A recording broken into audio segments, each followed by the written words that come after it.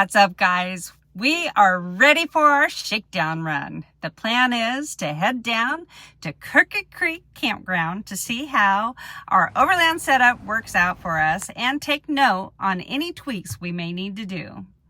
But first, we are going to hit a local trail near the marina in the southeast part of Georgia called the Swamp Tour. We haven't been on this trail, but Onyx Offroad has it rated as a moderate trail because of some water crossings when it has rained. It isn't due to rain until later today, so we will see what it's like together. So come on, let's go.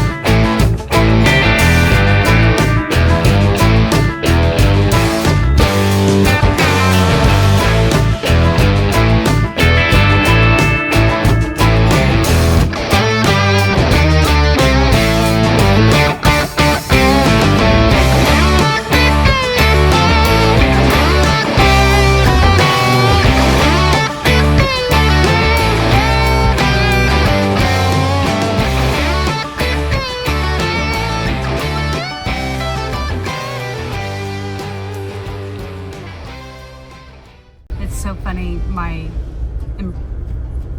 don't know what to expect, but my expectations wasn't like a regular service road or, you know, I don't know, this used to be considered a logging road in California, but what would you call it here? Yeah.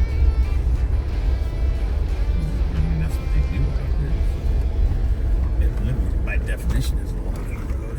Just the, you know, the name of the trail. Swamp Tour. The Swamp Tour. I was expecting something a little different, I guess. It's really pretty back here, though. This has got a lot of water over here. Oh, here we go. Yeah, That's an actual swamp. that was the same road. Oh, yeah.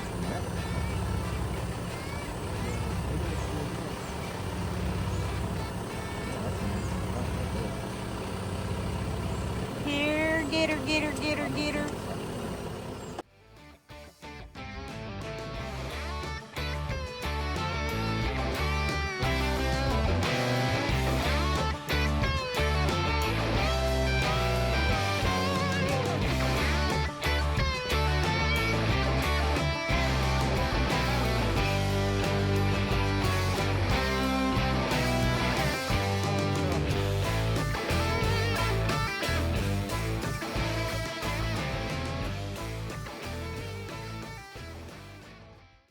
And we are on our shakedown run. We didn't go very far from the boat, maybe an hour and 15 minutes or so, just to a state park, mostly because we are, we don't have very much time before we have to leave on our trek from Brunswick, Georgia to Placerville, California. And so, but we wanted to do a shakedown and practice putting things up and figuring out where we put stuff, if it works on the actual driving portion, and then also for setting up. And we got some work to do. As they say, we learned a few things. We learned a few things. If you like travel adventure, do me a favor, hit that like button, and while you're at it, subscribe. First of all, we are now sitting in backpack chairs. We originally had $20 bag chairs from Sam's Club, and they went the full width of the Jeep, and they were kind of heavy, and they took up a lot of room. And so they took up a lot of room. we were on our way out, and Andy pulled over and looked up these chairs, and we turned around, went back to Walmart and got them. And put the other ones in storage. Yes. So we did that. What we didn't do, and my fault, my bad, I didn't take the cue from Shell that she really wanted the table. They have a little fold-up backpack table that's, these chairs fold down to that long and about that big around. The table folds down to about that big and that big around. It's tiny. It's not a hard table. It's a backpacking, you know, it's a, but it has it's a cup soft holders. mesh, but it has cup holders in the corners. And we were sitting here last night, and these chairs have nothing really. There's no cup holder, there's no phone holder, and if you put your phone pockets, here, you end up sitting on it. But anyway, so we're like, okay, we'll have to rearrange Boss, because but Boss does not make a good table, so he moves too much to put my coffee or my beer down on his back. So anyway, table. Right. So we'll fix that once we get back to the boat and start working on rearranging things and making it work better. I think that it worked well. I just think fine-tuning things will be better. We wanted to make sure that we are testing out these different things that we put on the Jeep, like the 270 awning, which is probably my all-time favorite thing that we put on there on the Jeep. Yeah, I mean, it's, yeah, for sure. It's definitely in the top. Well, the rooftop tent's pretty cool too, because Yes. otherwise we'd be sleeping on the ground. And Yeah, and we're too old for that. I'm junk. not. I can pretty comfortably say, short of an apocalypse, I will never be ground tenting again in my life. Right. So. Right. So we went from a 70-foot rig, an RV and a trailer with our toys in it, to a 52-foot boat, and now we're down to 15 and a half feet. So we usually go large with everything that we do. So there's probably way more crap in there that we actually will use, but you know. Yeah, I mean, maybe, but there are a few things we threw in, just, oh, we might need that, oh, we might need that. Some of them are pretty practical. We have a jumpstart box. That was actually, you know, and that that's was very small. That was actually the one we bought was actually a recommendation of another channel. But I was aware of them. Noco is the brand, so we bought the Noco just in case, God forbid, we run everything down and we have a dead battery in the morning. We put that in here, but there's more tools than we probably need. But I'd rather have them than need them in the middle of nowhere. I hate being somewhere and going, well, I have those tools, I just don't have any of them with me. We've already hit the awning. Yes. Great awning, 270, works fantastic. I'll be honest, I was very skeptical. I was like, do we really need an awning? Oh yes, we need an awning. It's freaking awesome. So on our way down here, we went through the swamp tour, and it was bumpy and dry, but by the time we got down here, it was full on pouring. We had this small window, so we got here and set up camp in that window, got the awning out, and it started pouring again. So it was rained. Perfect for that reason. It rained hard. Yes. And it worked well. There's, you know, it's typical. There's a little gap by the car, but for the most part, it was dry under here. Right. And our awning wasn't doing anywhere near as bad as some of the RV awnings around here, as far as keeping water and having tons of water and flapping in the wind and things like that. So or just a full-on waterfall. Those things were good. The tent worked out well. It wasn't the tent's fault that it was really humid last night and no wind, so that was not the tent's fault. One of the things that we learned is how a tent comes may not be exactly how it will work in the real world. For instance, there is a channel at the back of the tent for the shoe bags, and which we thought was great because we don't want to have our shoes in the bed with us, because for one, it takes up a lot of room. 2, things get dirty. 3, you're just kicking them all night long. So we have to figure something out for that, because our 270 goes all the way around the back of the Jeep where that channel is. So we have to get different shoe bags that attach to the roof rack or something, so where we get into the tent, so that we could make it work for us with our shoes. Yeah, the 270 is it's a great awning. The passenger side was a good selection, I think. You know, people would like one versus the other, but anyway, we picked passenger side. However, what that does when it's deployed is it restricts us from using the back entrance to the tent and the passenger side entrance to the tent. Well, they only put a seat channel on the back of the tent, bottom of the tent, to slide the shoe bags into. I don't know why they didn't put them on both sides, but they did not. And frankly, I looked up the channel already this morning. Right now, in the time we have left, to put it on there, not going to happen. So I found a bag that just clips on, and we'll just use that. So Yeah. that'll solve that problem. But it was an issue for sure, Right. because then you got to take your shoes off while you're, you know, well, you got to do this anyway while you're sitting in the tent, but you got to take them off, put them in a bag, and then put the bag at the end of the tent. And then when you have to get up, you have to get the shoes out of the tent. So all that back and forth creates sand in the back of the tent. Right. So.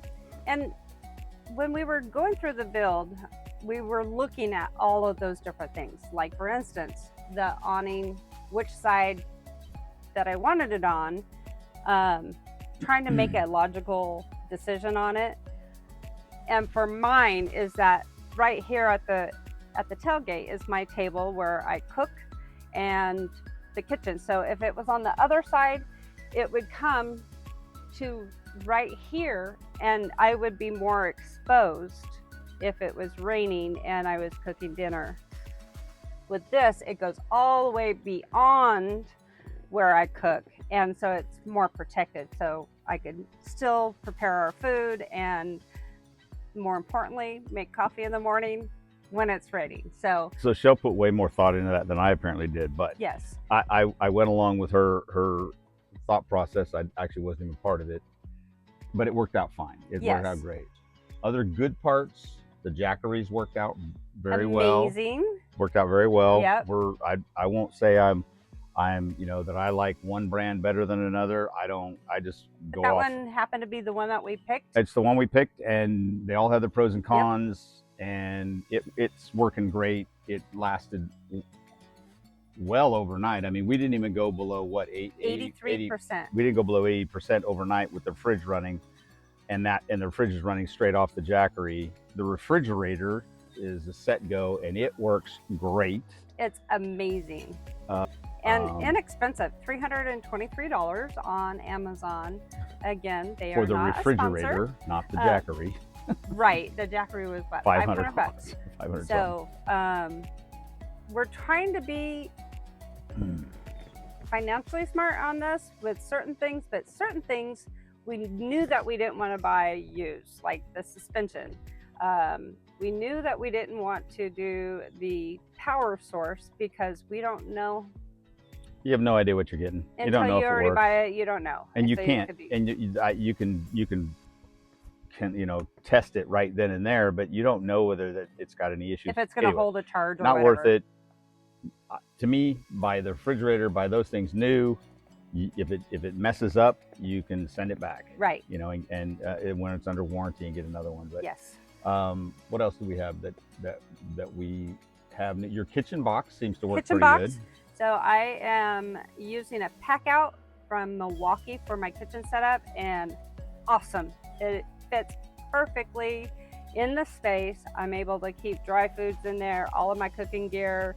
I love it. It's like the best thing that I could have went with, and it's not built in, so I could still use the storage down below.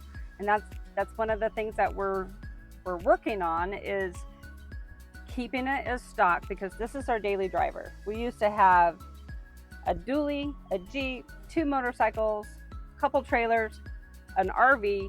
We don't have that anymore. We have a boat that we live on and a Jeep. That's it. We've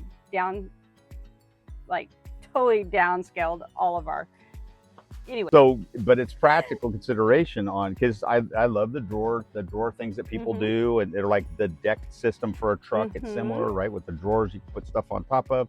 All fantastic slide outs for your refrigerator.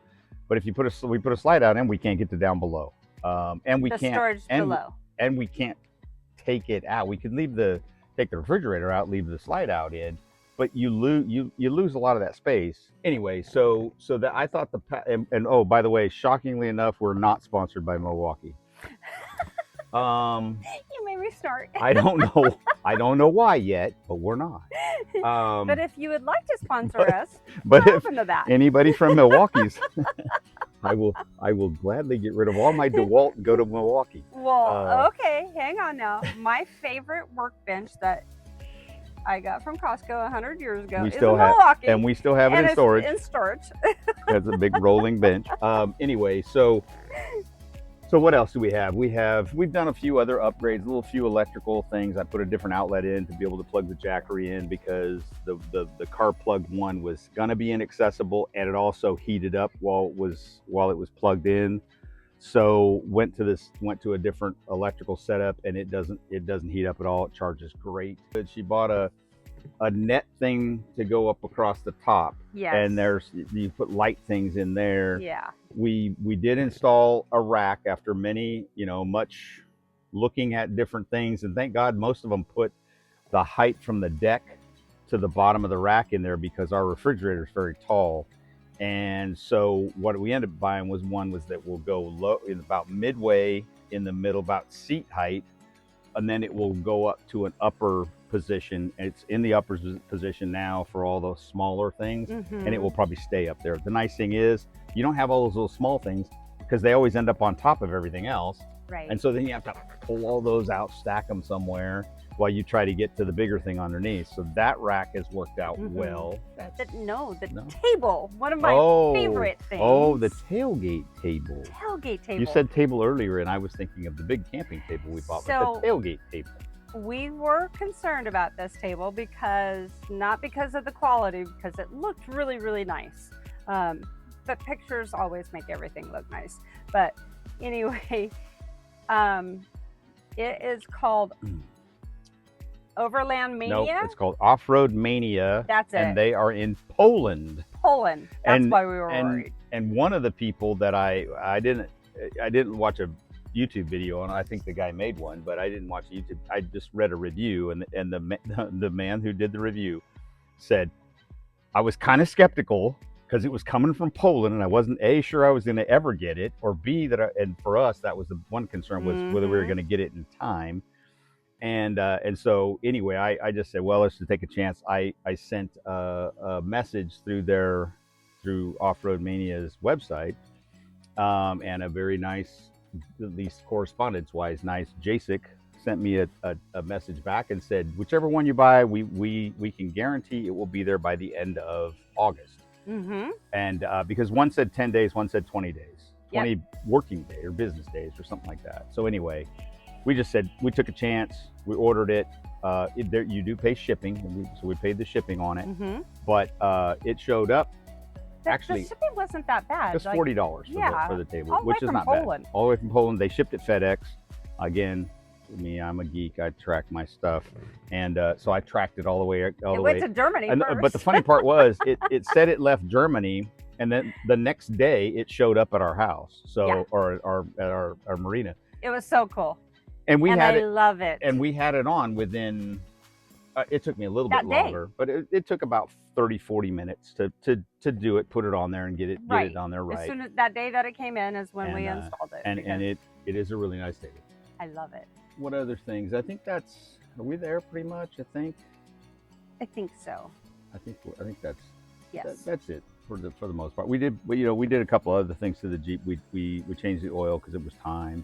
We changed the brakes, went to a power stop setup. It's so much nicer than the stock setup. These brakes work fantastic. Yeah. They're no bigger. They're just drilled and slotted rotors, and they just work great. Right. We did upgrade to, and again, kind of trying to keep things sort of budget minded. We could have went Fox shocks. Would have been about $800-900 for a set of 4 and a stabilizer. We went with the Bilsteins 5100s. They work. They changed the ride tremendously because our shocks, steering, oh my gosh, our shocks so and steering stabilizer, our suspension had 80,000 miles on it, so they were getting a little tired. Thanks for joining us, and until next time, enjoy the ride.